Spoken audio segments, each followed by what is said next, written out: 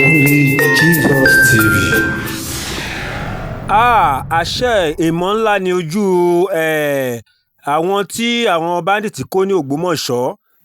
Ìmọ̀ ńlá lójú wọn rí o. Principal wọn ṣàlàyé o ohun tí ojú wọn rí pẹ̀lú àwọn ọmọ iléèwé tí wọ́n kó pẹ̀lú wọn àti àwọn olùkọ́. Ẹ wò ó ní agbára o. Ọlọ́run má jẹ́ ká kàgbákò ni o. Ọlọ́run má jẹ́ ká ṣìrìn. Ọlọ́run má jẹ́ ká bọ́ sọ́wọ́. Ẹ jẹ́ fídíò sílẹ̀ fún yín kẹ́ wá lọ wò. Ẹ bá mi share ẹ jọ̀ọ́ o. Bí ẹ ṣe ń share lórúkọ Jésù Kristi. Ire ayọ̀ àtàlàáfíà. Ọlọ́run yóò share ẹ̀kan àwa náà o. Ẹ ṣé. Ó yá lókè lọ́hùn. They will close their mouth, tie it with clothes, and beat them very well. Then the men, they had it worse than us because they were blindfolded, handcuffed, and chained. All of them until they remained. Was there any form of molestation on anybody? Sexual molestation? No. Mrs. Rachel, what next for you? What is going through your mind? I know your husband can also wait to get to the church. I want to see my husband. When I get home, I can think of any other thing. Definitely, it has to be something that will be good for me. How do you constantly also get the children because they're kids? How were you able to cope with them? We set them up. When we started, the first week, they were bringing biscuit for them, maybe to make them comfortable. But along the line, that stopped. Then we had to move from one point to another. That was a major problem we had. When the place is discovered, we have to move. And that starts around 7, 8 in the night. Sometimes we walk for 4 hours. That is most of the bruises you see on our bodies. Yes. They carry the last 3: Salam, Waliyat, and testimony. The girls, the secondary school girls, will carry the other ones, they have to walk. They fall sometimes a lot. How long did it take you on that day to navigate through that forest? When we were taken, my car was used to convey us to a point. That was where we met the primary pupils and their teacher and the teacher. So we had to walk for about 1 hour. They brought bicycle machine and about 10 of them. So we were parked there. And we rode for more than 4 hours on charted paths. But they knew their way. Madam, when you were released immediately, one of the first things you said was, where is my car, where is my husband? Was there anything that was going on in your mind at that particular time that you wanted an answer to immediately? You want to share with us? What actually happened? I thought they left the car there. The police would have towed the car to their office. But somebody showed me the car where it was burnt. And that was not the part we took. So I think they drove it to that point before it was touched. That was not the way we took it to Will this impact on you negatively in any way as a teacher going forward? Going to rural area, take the grace of God. You know? With time, I've worked for 28 years. So I have 4 years. With time, maybe I can get over it. But going that far, the distance between that place and Ògbómọ̀ṣọ́ is far already. So I sacrifice a lot when it comes to transportation. Now, coupled with this, I don't know what to happen. Thank you, ma. Ó ti tó.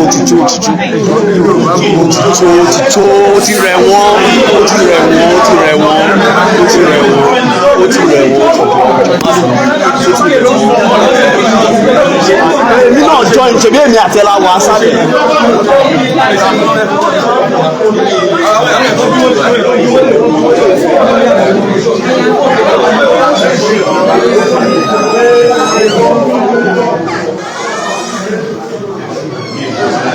Baba, ó ti tán. I'm not answering any question. I did question. Màá mú kí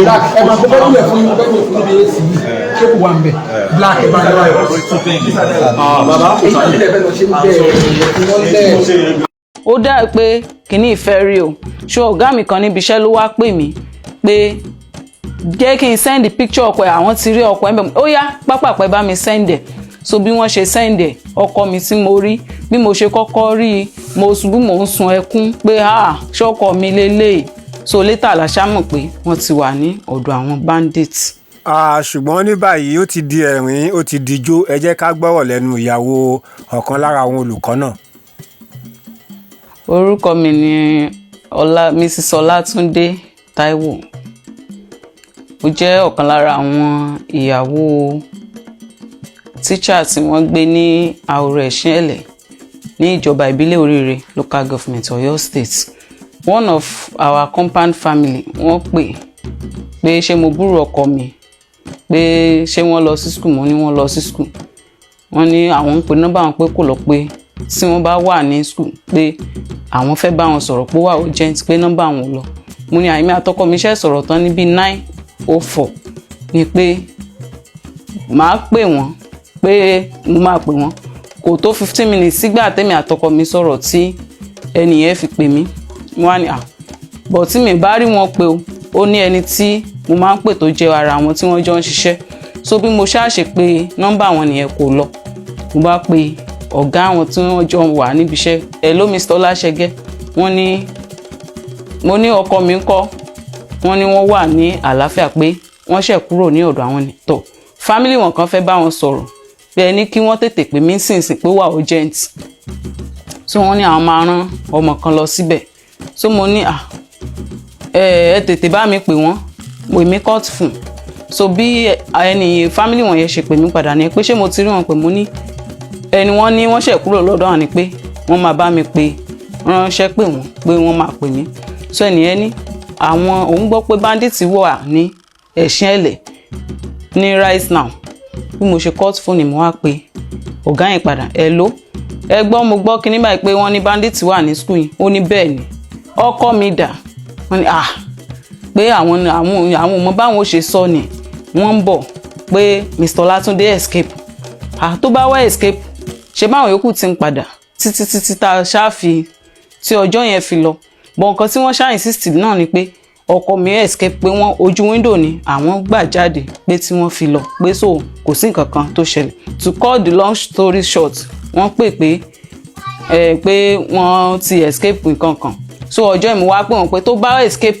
ẹ bá mi wá ọkọ mi so later la ṣá mọ̀ pé wọ́n ti wà ní ọ̀dọ̀ àwọn bandits bọ̀ àárọ̀ àná mo ní tí mo gbọ́ pé wọ́n ní àwọn bandits yẹn wọ́n threaten láti pa everybody tí troop yẹn bá move closer ọkàn mi pa mi mo pe ẹni tí mo sọ pé ó máa ń wá yẹn so asag fẹ́ gbé àwọn ìgbésẹ̀ kan so later mo kàn wá ní kí n update wọn lórí àwọn ìgbésẹ̀ tá a fẹ́ gbé ni mo pè wọ́n pìkẹ́ so bọ́n ṣe wá pè padà ìdí òpù pé wọ́n fẹ́ sọ fún mi pé àwọn rí miss call mi ò kí n dẹ̀ sọ nǹkan tí mo fẹ́ sọ fún wọn so the next tán máa sọ fún mi ni pé ṣé mo ti gbọ́ mo ní pé kí ni wọ́n ní kọ́lọ̀ ń jẹ́ kí ròyìn táwọn ń gbọ́ èkó jẹ́ bẹ́ẹ̀ ni o àmì náà mo sáà ń ṣe títí tán ṣáàfi kọ́ọ̀tù fún so mo wá ní bí mo ṣe kọ́ọ̀tù fún báyìí ní oríṣiríṣi kọ́ ìyálé mi ní àtọ̀ rẹ̀ everybody náà ṣáà ń pè mí